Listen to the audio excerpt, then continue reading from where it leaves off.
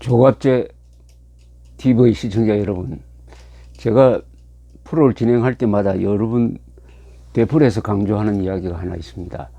대한민국은 공산주의자와 싸우고 있는 나라입니다. 무력 대결을 하고 있고 이념 대결을 하고 있는데, 이념 대결의 현장은 주로 수도권입니다. 언론을 통해서, 정치를 통해서, 학문을 통해서 하고 있습니다. 그리고 대한민국은 아직 전쟁 중인 나라입니다. 휴전 속에서 열전과 냉전이 교차하면서 진행되고 있습니다. 공산주의는 적입니다. 그리고 악입니다. 악 중에서도 있을 수 있는 악이 아니라 절대 악입니다. 공산주의가 죽든지 자유민주주의가 죽든지 하는 수밖에 없습니다. 통일될 때까지 그 대결은 계속될 것입니다. 이것을 전제로 해서 요사이 평창올림픽에 북한 팀이 참여하는 걸 둘러싼 한국 언론의 보도, 한국 정부의 태도를 보면은 이 명백한 사실을 외면하고 있습니다. 북한은 악이다, 북한은 적이다 하는 사실을 호도하는 말이 민족화해입니다. 우리 민족끼리. 그런데 우리 민족끼리의 민족에 대한 해석이 정반대입니다. 우리는 동족이라고 생각합니다. 북한은 김일성을 추종하는 사람만 민족이라고 생각합니다. 그런 민족은 우리가 보기에는 민족 반역자입니다. 우리 민족끼리는 북한이 김일성 민족끼리라고 생각한다면 우리는 그것은 우리 민족 반역자끼리 모여서 한반도 문제를 논의하자라는 뜻이라고 해석할 수밖에 없습니다. 지금 북한이 평창올림픽에 참여하는 것은 시해가 아닙니다. 은혜를 베푸는 게 아니에요. 선심을 베푸는 게 아닙니다. 그것은 국제올림픽기구 IOC 회원국의 의무입니다. 권한이 아니에요. 그런데 참여한다고 대한민국 정부는 태극기까지 내리겠다고 합니다. 그리고 북한의 노예 노동으로 만든 인권 탄압의 상징인 마식령 스키장에 우리 선수를 보내가지고 같이 훈련하는 쇼를 하겠다고 합니다. 여자 아이스하키 단일팀을 만드는 쇼를 하겠다고 합니다. 왜 단일팀을 만듭니까? 북한이나 대한민국이나 각각 별개의 회원국인데 따로따로 경쟁을 해야죠. 왜 단일팀을 만듭니까? 단일팀을 만들면 남북한이 통일이 됩니까?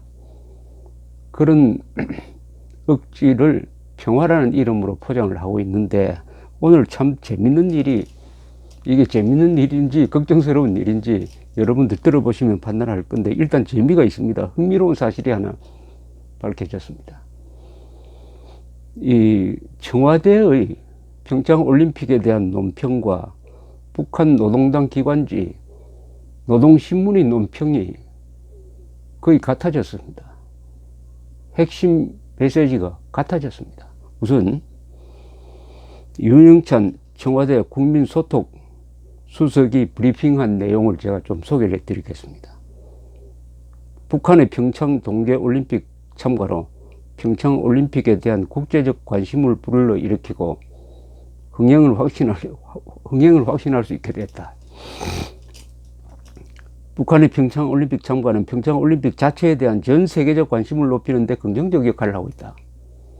평창올림픽에 대한 검색어 유입량 증가는 한국에 대한 관광, 음식, 숙박, 교통, 문화 등에 대한 관심까지 끌어올리고 있다.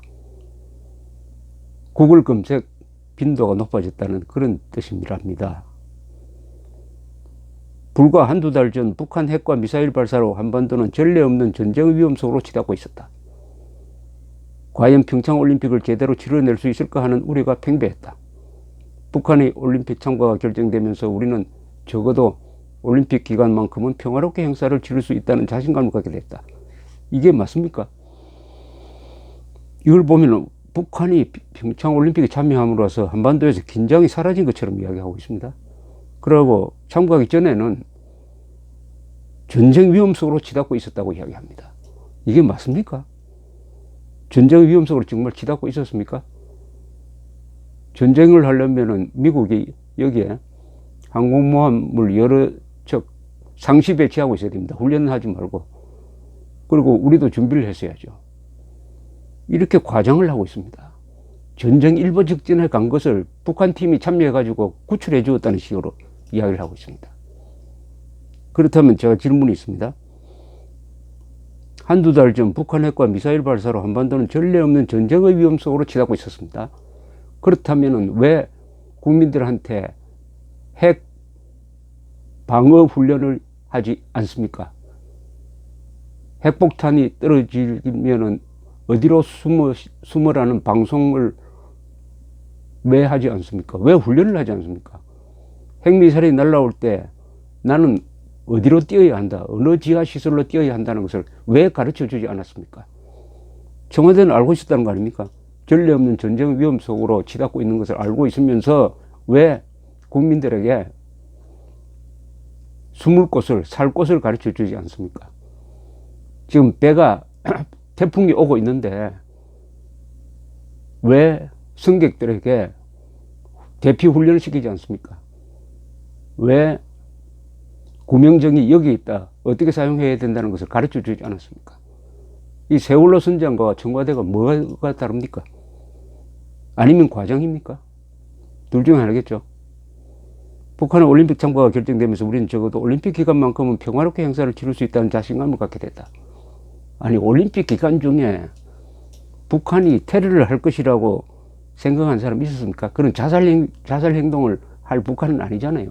그럼 그 올림픽 기간 중에 미국이 북한을 때린다는 예보가 있었습니까? 그런데 올림픽 기간만큼은 평화를 유지할 수 있게 되어서 참으로 다행이다. 결국 북한한테 감사하자는 뜻 아닙니까, 이거? 자, 그 다음 또 한번 읽어보겠습니다. 한반도의 긴장 완화는 한국만의 특수한 분단 상황으로 인해 한국 기업, 주가, 국가 신용도 등이 상대적으로 저평가를 받는 코리아 디스카운트를 완화시킬 수 있다. 한반도 긴장 완화는 우리 경제에도 더욱 긍정적 신호를 줄 것이다. 북한의 평창올림픽 참가는 미래를 위한 투자이다. 미래를 위한 투자라고요?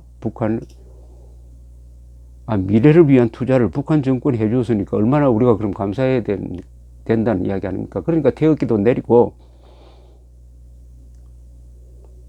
마식령에 우리 선수들을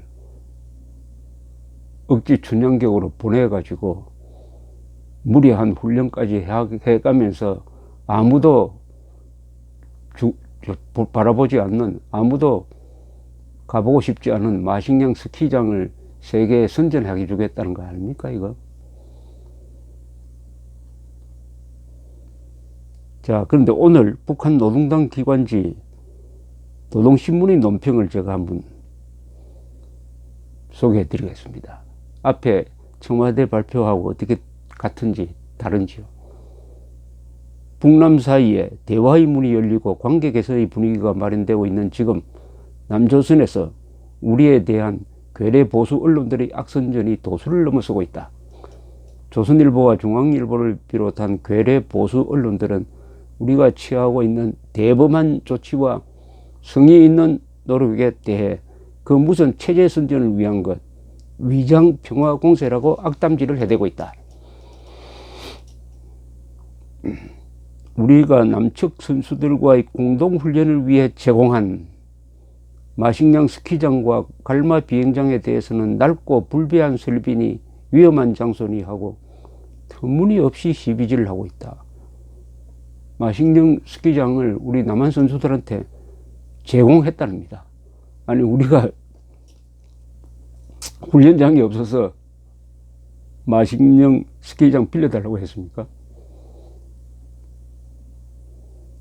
지금 조선반도의 정세에는 극적인 변화가 일어나고 있다. 내외가 우리의 주동적인 조치로 마련된 대화 분위기에 지지와 환호를 보내고 있으며 그것이 좋은 결실을 맺게 되기를 기대하고 있다. 아니, 좋은 결실을 맺게 되려면은 핵 문제를 논의하자고 해야 될 거 아닙니까? 핵 문제. 한반도 비핵화, 북한도 합의한 한반도 비핵화를 논의해야 무슨 대화 분위기고 긴장 완화하고 이루어지는 것이지, 그것은 안 하겠다고 하면서 오로지 평창올림픽을 선전장으로 이용하는 거기에만 집중하면서 이런 딴소리를 하고 있습니다.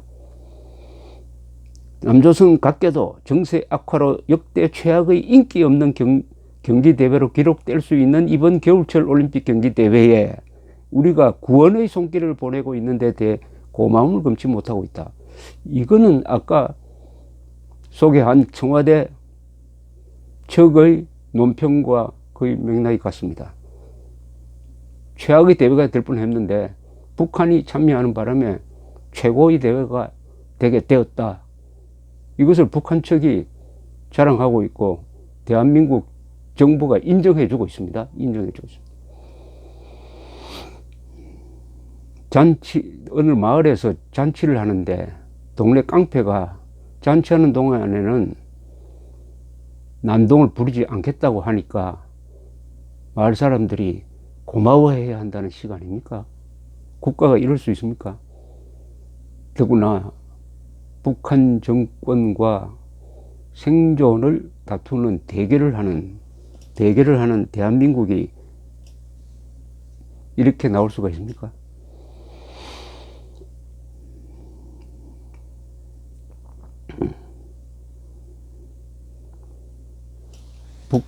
이렇게 정치 쇼판으로, 그리고 올림픽은 올림픽입니다. 흥행이 아닙니다.